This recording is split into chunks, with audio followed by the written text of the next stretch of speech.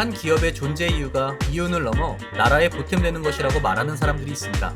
오늘은 대한민국을 먹이고 건강을 지켜주고 인재를 양성하기 위해 애쓴 도국 기업에 대해 알아봅니다.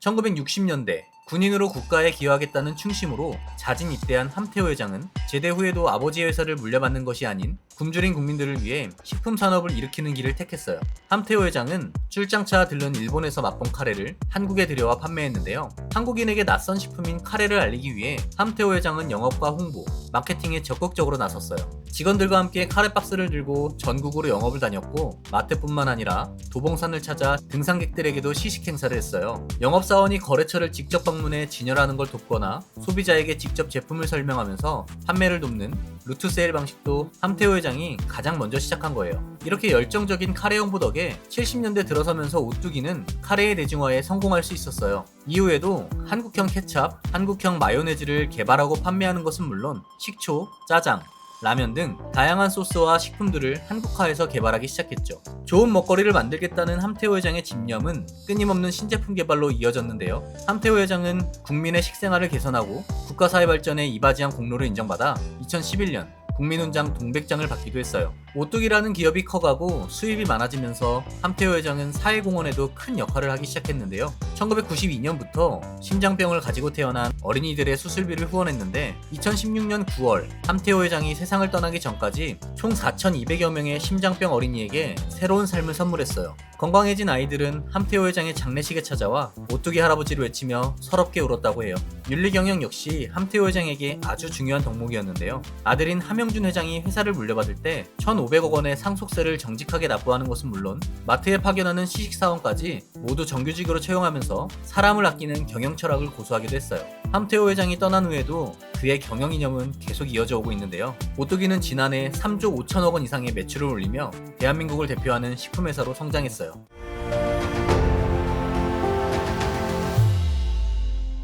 사람을 키워 국가와 사회에 보답한다는 인재보국은 SK의 핵심 경영 철학이에요. SK 최종현 회장은 인재를 양성하는 일에는 아낌이 없었는데요. 우리나라처럼 자원이 부족한 나라는 사람이 제일 큰 자원이고 기업 경쟁력 역시 사람에서 비롯된다는 게 최종현 회장의 평소 지론이었어요. 최종현 회장의 인재 양성 지론이 드러나는 일화는 바로 대한민국 최장수 프로그램 장학 퀴즈를 후원한 일화예요. 1973년 청소년을 대상으로 교양 프로그램을 기획했지만 광고주를 찾지 못해 제작조차 못할 뻔한 장학 퀴즈를 후원하겠다고 나선 곳이 바로 SK그룹이었죠. MBC가 장학 퀴즈 광고주를 구하지 못해 애를 먹을 때 최종현 회장은 청소년에게 유익한 프로그램이라면 10사람 중 한 사람만 봐도 조건 없이 지원하겠다고 나서면서 장학 퀴즈와 최종현 회장의 인연은 시작됐는데요. 1990년대에 프로그램이 잠시 중단됐을 때에도 SK는 지속적인 지원 의사를 밝히며 장학 퀴즈를 다시 살려내기도 했어요. 최종현 회장은 장학 퀴즈 장원에 오른 학생들과 함께 주기적으로 식사를 하기도 했는데요. 식사 자리에서 학생들에게 당부했던 내용은 우리 회사에 오지 말고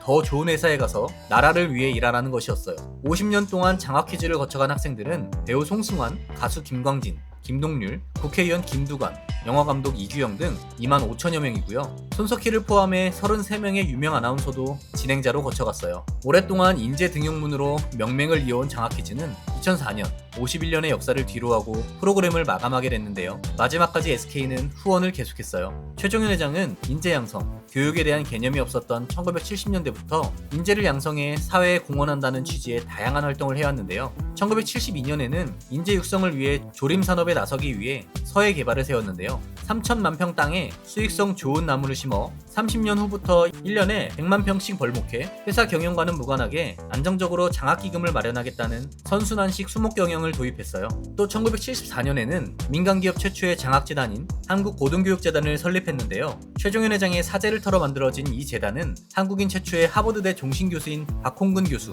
하택집 존스 호킨스대 석좌교수, 천명우 예일대 심리학과 교수 등 세계 유명 대학의 박사 861명을 배출했고 장학생 4,261명을 지원했어요. SK그룹은 최종현 회장의 인재보국 정신을 이어받아 최근 최종현 회장이 설립한 수원 선경도서관에 25억을 기부하면서 연을 이어가고 있는데요. 이렇게 인재 양성에 아낌이 없었던 최종현 회장은 한국 경제 발전에 기여한 경제계의 리더뿐 아니라 사회 발전에 헌신한 진정한 리더로 평가되고 있어요.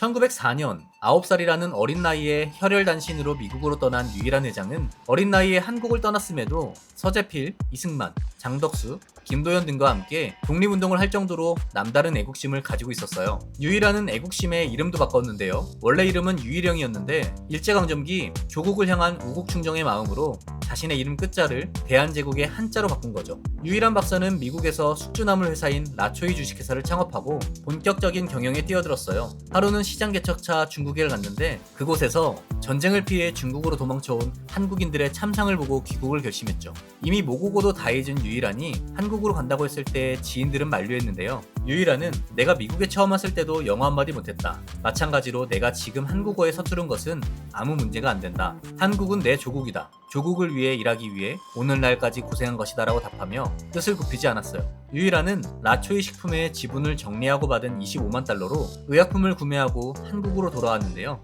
서재필은 한국으로 돌아가는 유일한에게 버드나무 목각을 선물했고 유일한은 이 목각을 로고로 한 유한양행을 설립했어요. 유한양행은 의학적 상식을 알리는 광고를 내보내면서 시작했어요. 건강한 국민만이 주권을 지킨다는 생각으로 의학 상식을 널리 알리는 공공성이 우선이었죠. 미국에서 수입한 의약품 판매로 회사는 급성장했고 만주로 진출해 회사 규모를 키웠어요. 규모를 키워나가면서도 유일한은 윤리 경영을 잊지 않았는데요. 큰 이윤이 나는 사업이라도 도덕적이지 않으면 포기하는 것이 유일한 박사의 원칙이었어요. 만주 일대에 아편 중독자가 많아 모르핀을 개발해 판매하면 큰 이문을 남길 수 있다고 건의한 간부에게 유일한은 자네는 도대체 우리 유한양행에서 무엇을 보고 배웠단 말인가? 나를 아편 장사로 만들면서 유한양행이 번창하기를 바란다면 썩 물러나게 라고 호통을 치기도 했죠. 1969년 유일한 박사가 노안으로 은퇴를 해야 될 때도 유일한은 보통의 기업인들과는 다른 행보를 보였는데요. 유일한의 아들 유일선이 기업의 성장에 초점을 맞춰 유한양행을 운영하려고 하자 아들은 물론 자신의 일가 친척들을 모조리 유한양행에서 해고하고 전문 경영인에게 사장직을 맡기며 나라를 위해 기업을 운영한다는 자신의 뜻을 이어갈 수 있게 했어요. 재산 상속 역시 딸에게 묘소 주변 땅 5,000평, 손녀에게 학자금 $10,000를 물려준 것을 제외하고 전 재산을 기부했는데요.